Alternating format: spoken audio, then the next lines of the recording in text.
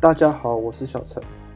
近日乌克兰战争的新闻充斥我们生活周围，加上过去发生的全球瘟疫，我不禁回想起启示录中第6章，白马、红马、黑马、灰马依序出现，分别代表瘟疫、战争、饥荒、死亡。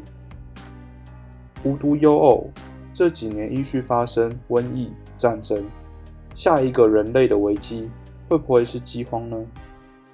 研究经典有时候很有道理，也许是古人的经验法则，发现这些灾难容易接续出现。顺着这个思路，我的命题是战争对饥荒的影响有多大？命题的答案有4种：影响很大，影响很小，影响不一定，资料不足证明失败。做投资灵感很重要。第一步是广泛阅读，第二步是问一个好问题。做到这里，其实已经成功一半了。剩下的步骤换任何人来做，其实都差不多。先从了解近代国家有哪些饥荒案例开始。最公道的资料可以从国际组织的官网查询。联合国世界粮食计划署 WFP 是好选择。我的首要目的是知道饥荒的成因。现在依然处于严重饥荒的国家有2个。第一个饥荒案例是也门内战。2014年起，叛军攻占首都，国家陷入内战。由政府军组成的联合军对抗伊斯兰教什叶派组成的叛军。这场内战持续至今已经超过7年。前任美国总统川普派军前往镇压。现任美国总统拜登一上任就撤军。内战造成2000万以上难民，其中1000多万是儿童。这些难民多数营养不良，没有足够的食物。第二个是南苏丹。南苏丹于2011年宣布独立，2013年至2020年国家陷入内战，背景是军阀割据、种族主义，可以比拟成我国民国初年军阀割据的动荡时代。南苏丹陷入战争，超过200万难民生活无法自主，至今依然是联合国世界粮食计划署的重点扶持对象。前3大指明的重点扶持对象中，除了马达加斯加本身是发展落后，其余2个都是因为战争。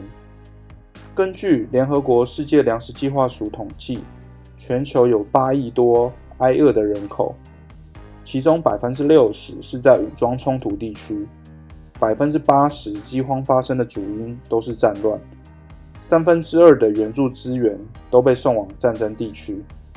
天灾、气候变迁、发展落后也是饥荒发生的原因。故事聊到这里，答案应该很明显了。战争是饥荒的主因，影响是地域性的。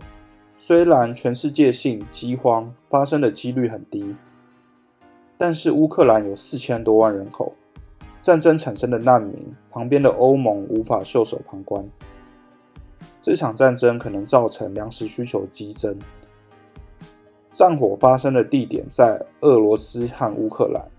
俄罗斯作为世界第1小麦出口国，乌克兰作为世界第4小麦出口国，两国占了全世界1/4的小麦出口。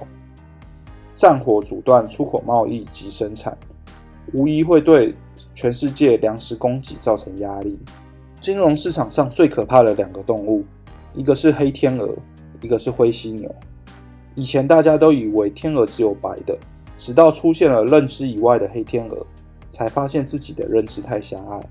后来大家把预料之外的突发事件称为黑天鹅，例如这次的全球疫情、乌克兰冲突。灰犀牛很温驯，而且动作慢吞吞的，看起来没什么威胁。一旦它用时速40公里的速度朝你冲过去，你才发觉大难临头。灰犀牛用来比喻那些可以预见却被忽视的灾难。举例而言，全球气候变迁不断有人发生警语，却不被重视。在我们生活周遭可以发现，冬天一年比一年还暖，夏天不断创历史高温。未来的气候变迁可能造成世界粮食缺乏是有可能的。这两个动物都会造成金融危机、资产缩水。我喜欢看书、听故事，因为故事创造依赖别人的经验总结，利用别人的经验创造假说，再用证据去验证假说，这个过程是我觉得有趣的。可以说，这也是一种站在巨人肩膀上的形式，借着前人经验启发我的洞见，利用乌克兰战争的事件，展现投资的思路和脉络。思路的延伸，每一步都是建立在逻辑之上。资料的收集整理也是靠自己从头克服。我并非给观众任何投资方向建议，只是示范自己如何做到独立思考。为什么有人觉得投资是有趣的？其实就是指研究和思考的过程是非常有意思的游戏。如果你觉得我的视频对你的投资有帮助的话，请帮我点赞订阅。我们下期再见，拜拜。